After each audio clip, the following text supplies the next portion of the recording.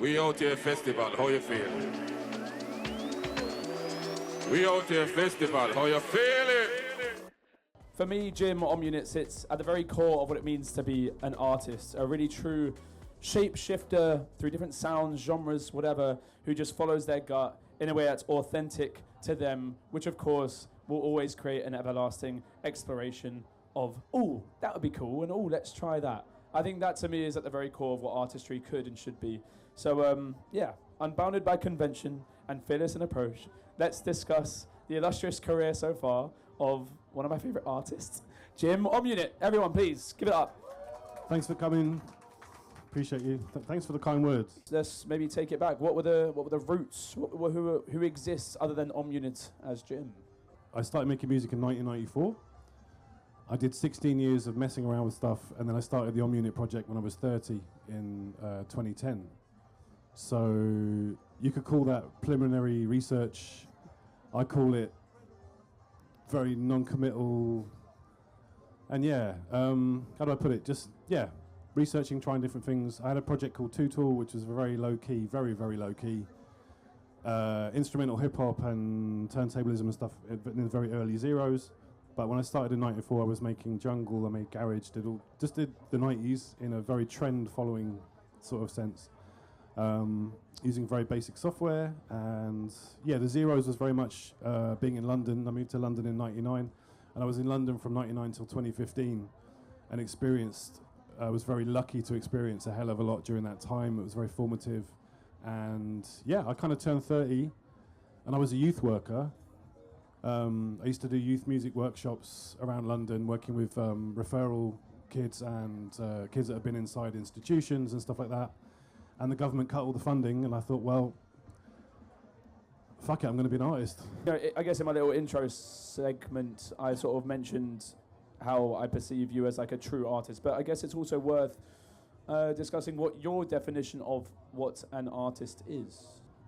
Someone who, I mean, it's a function as opposed to an identity. So I feel like it's a doing word in a sense. So I think it's anyone that creates stuff, essentially. I don't want to go too deep into it because. Yeah, sorry. No, it's all right. It's just my opinion. I mean, I think someone who just kind of channels what's not there, maybe, or can be like transmute things that are there. People that connect the dots, and also I don't know. But then there's so many different intentions. I mean, for some people it's very cathartic. For some people it's very functional. So you get into the weeds with it. But I think generally people that are doing stuff that's meaningful to them or finding their way with it. I mean, yeah.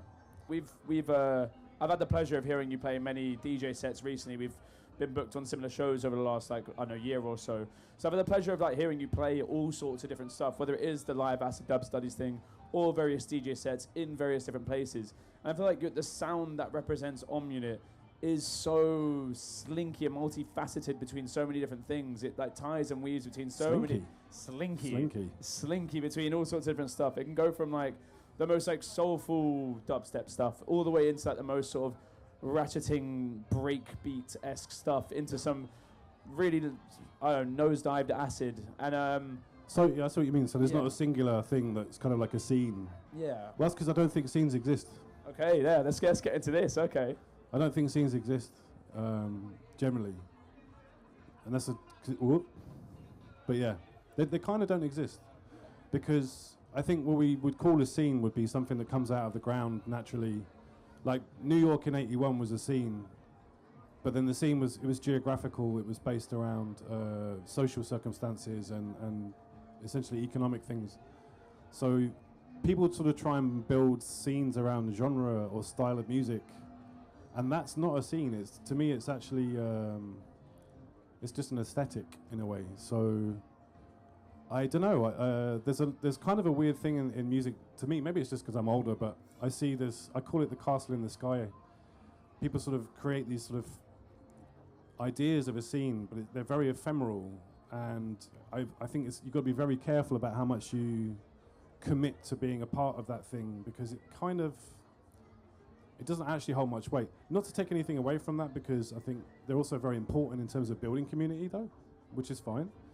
So I don't know. I don't put too much credence in being a subscribed member of any particular community that's based around aesthetic or certain sounds, because what's the point? Yeah. Basically, I think, and also you run the risk of sort of making it your whole personality, which is also maybe not so healthy. Yeah. So I don't know. I think there's so many things we can borrow from and move around, and there's so much out there to explore. I mean, we out here. There's so much music here, right? So much. That's actually I'm going to too go much. see Rotary Connection for sure. I mean, let's talk about the turntablism era. I mean, I don't know. I don't know if you're going to talk about it too much, but I think that's really cool. Yeah, can do. I mean, I used to be a turntablist, I guess. I was making music using just one turntable and like a loop station pedal and manipulating sounds, coming from the hip hop background of digging, which I still kept with me. I think that's a nice way to approach finding music, digging for old and new, trying to find the little weird little records that sat between the genre somewhere in, the proto, whatever. Just I have that mentality, which is kind of an old school thing, I suppose, in a way. Excuse me, but yeah, being a turntablist, manipulating records and sampling in interesting ways was definitely foundational. And yeah, shout to the scratch scene. They're still out there doing their thing. It's amazing. Yeah, so that was important. I used to compete as well. I was a DMC, not champion. I did quite well, DMCs and all that sort of thing. And that was very much of its time. That culture, the battle culture, kind of peaked again in the sort of early zeros, I think, and it was just cool to be amongst that as well. But I stay curious, and I mean, you obviously cite jungle as your first love. Do you still think is that your best love, so to speak? Do you feel like that as a foundational sort of core is? Yeah, I mean, for sure. I mean, fair. It's lovely to see the jungle resurgence. I mean, the last 10 years. I mean, it's been amazing, and young people making very convincing, spot on stuff. I mean, it's lovely to see. It's not my interest anymore, really. I mean, I like I said, I was doing it 30 years ago. So, well, I got very tired of specifically the drum and bass world. More so, I think it's very monocultural, and that's okay. Like, I'm not trying to cuss anyone or whatever. It's just more not me. Like I'm very open-minded, and I found that the tribalism with drum and bass culture, I didn't really vibe with. So, and I never sort of felt at home. And in the jungle world as well, that was amazing. I got to play nights like Rupture and stuff like that. I did one set as Mahakala at that, and that's one of my favourite things I've ever done, probably. I think the Acid Dub Studies thing, the 3-part series now, there's 3 parts. It's amazing if you haven't heard it. The live show is incredible as well. Props, Jim. It's incredible.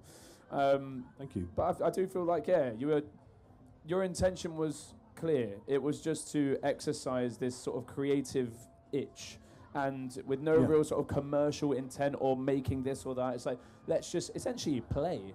And let's just see what comes out of that, with it as an amalgamation of all of these different influences, in some ways all coming together. And then, as a result, it does become one of your best-selling works, because, I mean, it sounds, at least to my ears, on a personal level, so fresh. So fresh. Even it's amalgamation of different things, but it sounds so fresh. There's something about it. It's just, it's beautiful. Thanks. I will say Jamming Unit did it first. But that's Semoral, and I've got to shout him out. But his stuff was it was a lot more techno. There's more steppers. But that's the earliest thing I can find on that level. I think it's quite something different, I think. I've not heard anything like that, really, like how I've done it. And some people have said to me, they've been like, actually, I've not heard, that's different. And that's nice to be able to do that in an honest way that wasn't like that deliberate, if you know what I mean. I feel like it is worth chatting a bit more, a little bit, as much as you please, really, about the sort of spiritual element of what being an artist is. Because, again, I said it in my opening statement. I think you've sort of alluded to it with a few of the ways in which you've structured certain words. It's like certain sentences. It's like, trusting your gut, following the source, connecting to that. I know, to what extent do you feel like, being an artist is a very, like, spiritual practice? I mean, it's just life. I mean, we're part of nature. What we call spiritual is just a label we slap on to it's a bit like slapping a label on things we don't quite understand. Yeah, for sure. because they're not necessarily that easy to get hold of. So, and then why is that? But that's a different one, right? Yeah. Different lecture. But no, I think when we make music, I don't know, it's like, I mean, music, like, it sounds corny, but music is a spiritual language. It is like you're controlling how air moves. Wiggly air. And then that has an effect on the nervous system of people. So it's a transmission and receive thing, right? And it's also like all of art, you can't necessarily control how people receive stuff, but I think you can certainly set an intention, and if you're able to translate your intention in a way that's kind of fluid and honest, then whatever you're feeling that day might be felt. So that's the sort of basic level. And then I think artistry, I mean, David Lynch said it better, right? Rest in peace. He talked a lot about transcendental meditation. I think for me, my music practice isn't necessarily deliberately linked to spirituality, but I understand the principles involved, and I took a lot of things with me that I learned from spiritual practice into life anyway, so I think it just comes through. But I wouldn't be as pretentious to say I make spiritual music or anything like that. I think the music I make is it's fairly, I don't know, it's not necessarily that deep or sort of like intended to be listened to or experienced in a spiritual way, I guess, you know? Well, I mean, yeah, I guess it is. Maybe some of it is. Yeah, I mean, I don't know. Not directly. Like, I don't want to preach at anybody. Sure. You know, or try and sell anything to anybody like that. You know, like this one's for your root chakra, or you know, I don't. You know, I don't profess to be an expert. It's like I go to one of your sets, like, oh, bro, my sacral chakra just popped. Thank you, Jim. Like, despite being called Om Unit, it's, I don't know. It's just always. It's more just like me in my life anyway. So I don't know. I think it probably just leaks out. Maybe. Yeah. I mean, but yeah, overall, thank you, Jim, for sharing such a beautiful window into the process. Thanks for coming. Yeah, thank you everyone for coming. I really appreciate it. One more time for Om Unit, please. Thanks for listening.